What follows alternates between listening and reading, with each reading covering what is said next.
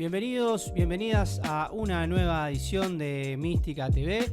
En este caso contamos con la visita, con la presencia de dos historiadores, dos amigos de la casa que nos van a visitar y vamos a charlar en lo que va a ser el ciclo que se inaugura Abran Paso. Vamos a estar charlando con ellos en un auditorio a sala llena sobre la comunidad organizada y por qué la comunidad organizada en estos tiempos. Le vamos a preguntar a ellos a saber por qué hurgar, por qué indagar, por qué volver a las fuentes en un momento donde el peronismo, el campo nacional y popular, está un poco en un laberinto, pensando hacia dónde salir, para dónde ir, y los militantes, las fuerzas del campo nacional y popular, buscamos quizás algunas respuestas en el pasado para tener alguna certeza en este presente y sí poder proyectar un futuro. Bueno, yo sin más preludio los quiero saludar. Gracias por venirse a Rosario, Javier, Julia, bienvenidos, bienvenidas, y como siempre me acompaña en todas las salidas, tiradas que tenemos con mi compañera. Radio, televisión, estamos streaming, en todos pintada de murales, todo. hechos locros también. Hemos hecho lo creada, sí, un poco de Empanada. todo. Producción artística también tenemos, sí, un poco de todo. Abogada, profesor de historia, quien les habla. Así que vamos a tener una charla para contar un poco más distendido por qué la comunidad organizada en este momento. No sé si quién quiere tomar la palabra. ¿Por qué pensar la comunidad organizada hoy en tiempos del siglo XXI? Un libro que tiene ya 75 años. Sí, tiene un buen número. Sí, es una buena pregunta, ¿no? En verdad uno no se la viene haciendo tanto la pregunta porque lo que está ocurriendo en efecto es que hay como una necesidad y una suerte de invitación por un lado y otro, proliferación, si se quiere, de señales que parecen indicar que es una buena hora para pensar en la comunidad organizada de Perón, para leer ese libro, ¿no? 1949, digamos, como conferencia, al año siguiente como libro. Y me parece que es un gesto interesantísimo, ¿no? Quiero decir, a veces se supone que lo meramente contemporáneo es lo que tiene una fecha que coincide con nuestro presente. Pero la mejor densidad de lo contemporáneo justamente incluye lo anacrónico, aquello que no pertenece a nuestro propio tiempo, pero que por la densidad que tiene y por las preguntas que presenta para el presente precisamente, bien, vas a tener una vigencia distinta. En el caso de la comunidad organizada me parece que sin duda es así, ¿no? Digo esto y ya me callo. Yo tengo una pregunta. ¿La comunidad organizada es un ideal o tiene sentido de realidad? Qué profunda, Constanza. Estuve leyendo. Bien. Hice la tarea. Como quieras, Juli, vos o yo. Arranca y después digo No, yo.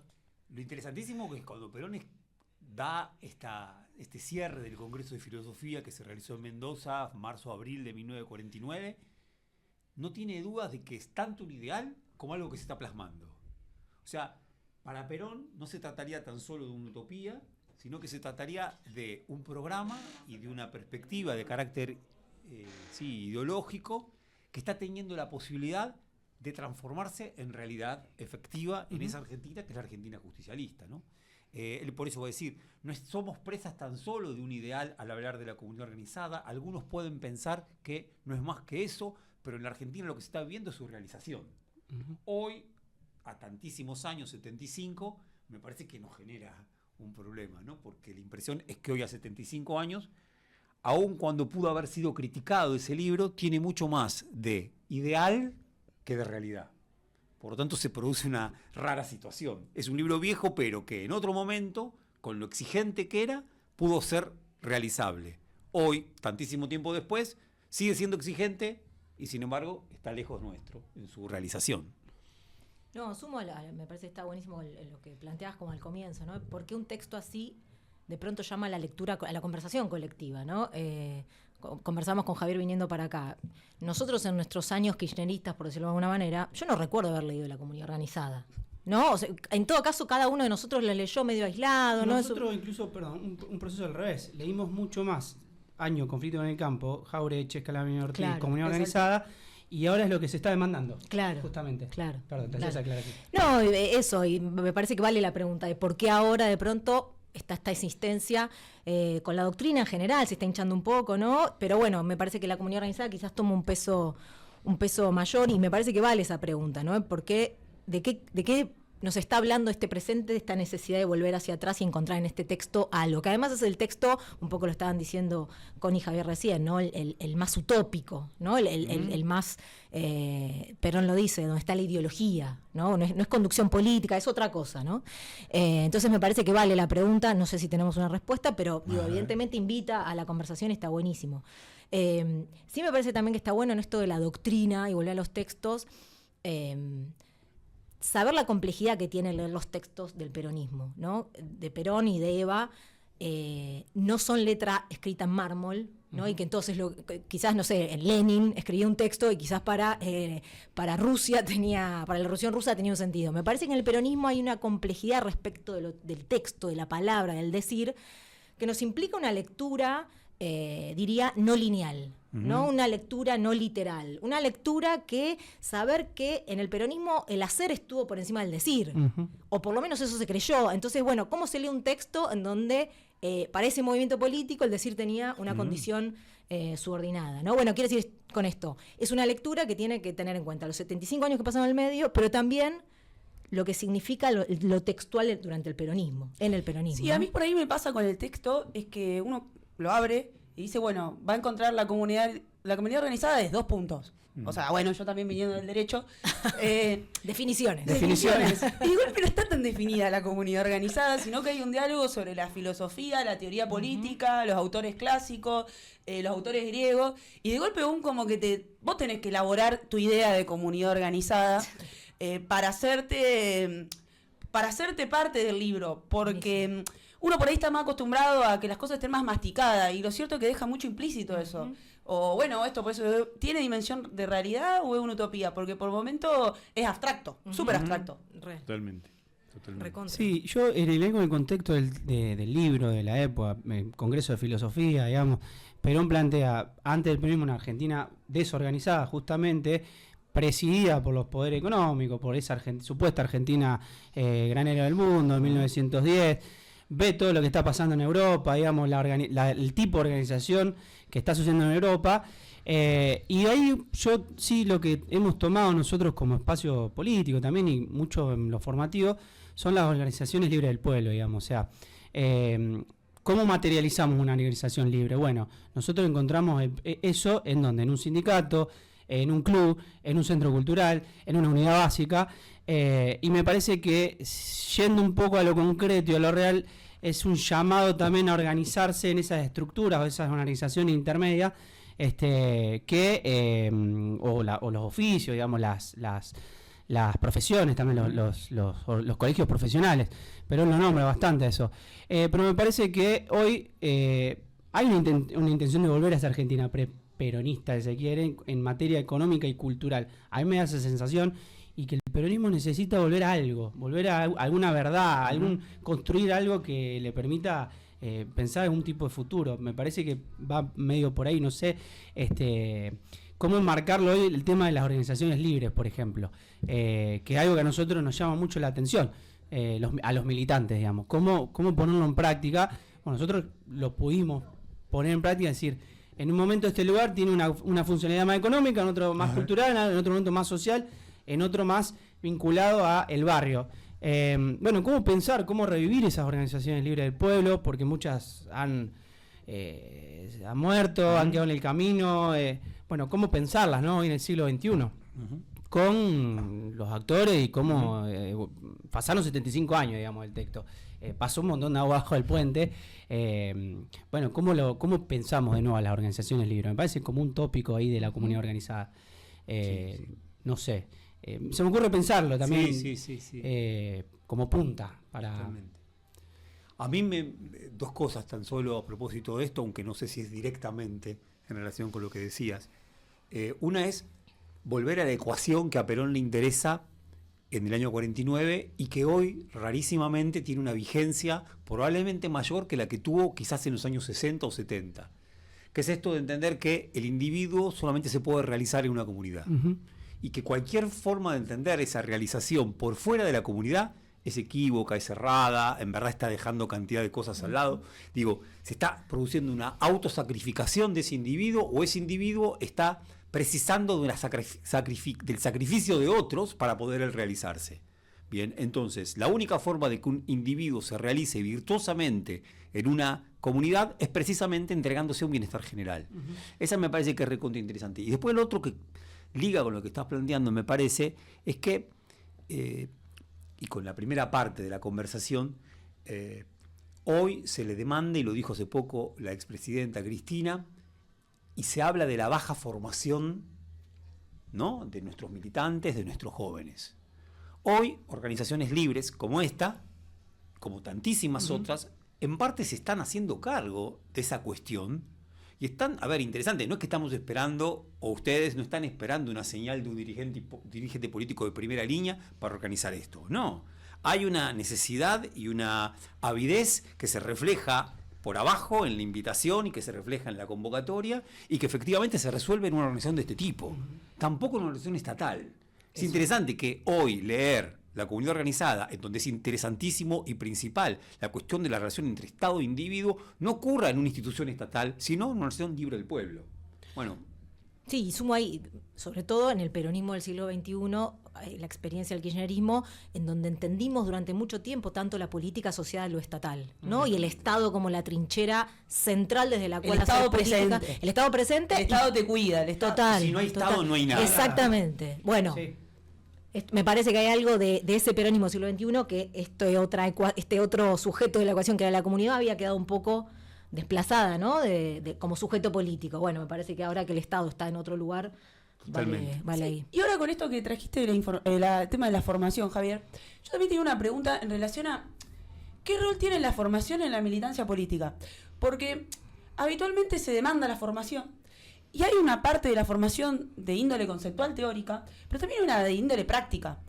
Entonces a veces como que también cuando se demanda formación, a veces como que se la demanda en un sentido pasivo, como decir, bueno, quiero acumular contenido, pero después en la práctica me cuesta mucho poner eso a jugar en una comunidad, por ejemplo.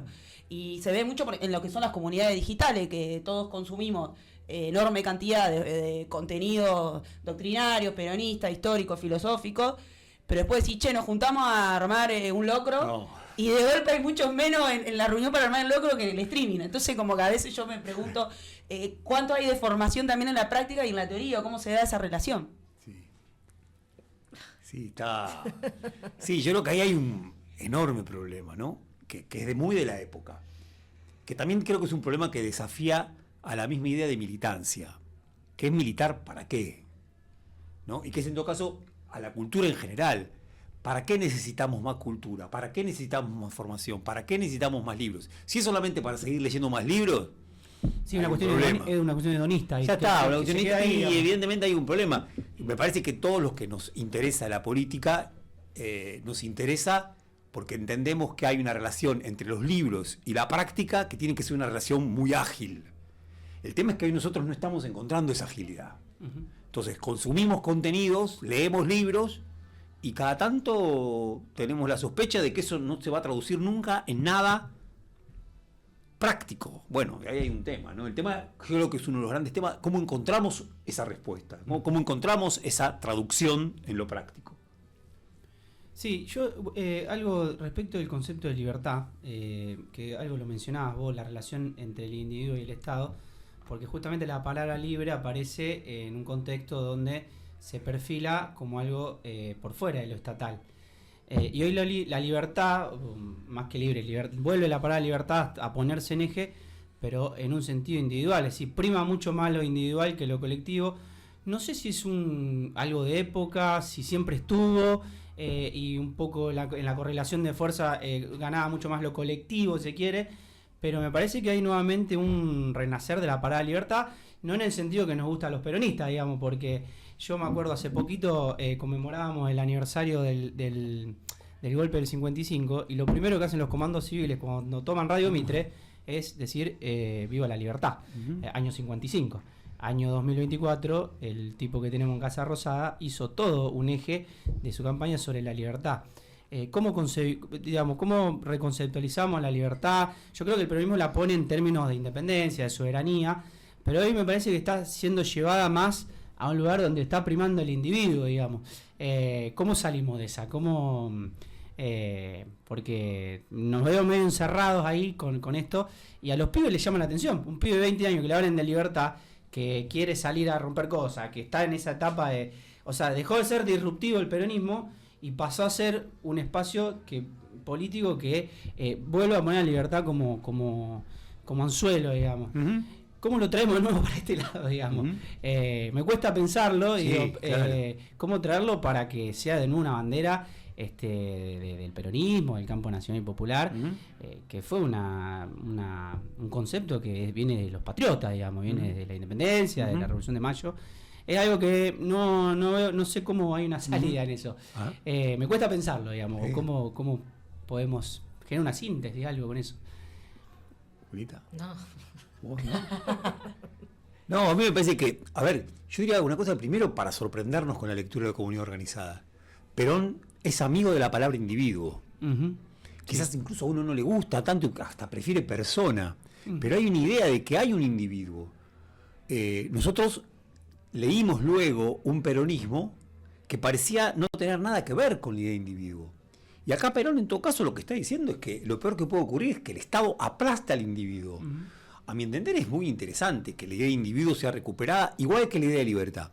Bien, sin duda idea de individuo y de libertad y de la primera persona, ¿no? En el caso del Perón es el yo y el nosotros, la articulación entre el yo y nosotros, la primera persona, bien, y la comunidad, es una articulación que tiene que salvar a la libertad y que tiene que salvar al bienestar. Las dos cosas que pueden parecer en tensión, pero para Perón esto es posible. A ver, una palabra, y con Julio lo hablábamos. Perón prefiere siempre en este libro la palabra armonía, la palabra equilibrio. Consenso. Bueno, está convencido de que eso es posible. Uh-huh. Ahora, lo que también es cierto es que el siglo XX y la brutalidad que tuvo el siglo XX y la brutalidad que se lanzó sobre el mismo peronismo luego del 49 hizo que mucha de esta percepción de que era posible alcanzar esos consensos, esos equilibrios, esas armonías, quedara destrozado. Uh-huh. Por eso en un punto quizás nos bandeamos, ¿no? Y dejamos de pensar en la idea de individuo. Pero hoy me parece que es recontra interesante discutir con una idea de individuo que no sea una idea egoísta del individuo. Bien, porque entienda que se puede realizar bien en una colectividad. Y digo esto, a mí me pasa que me sigo... Volví a leer este texto esta semana, ¿no? Que lo íbamos a conversar hoy, y hay algo que... La capacidad de sorpresa, no pierdo la capacidad de sorpresas muchas veces con los textos del peronismo, ¿no?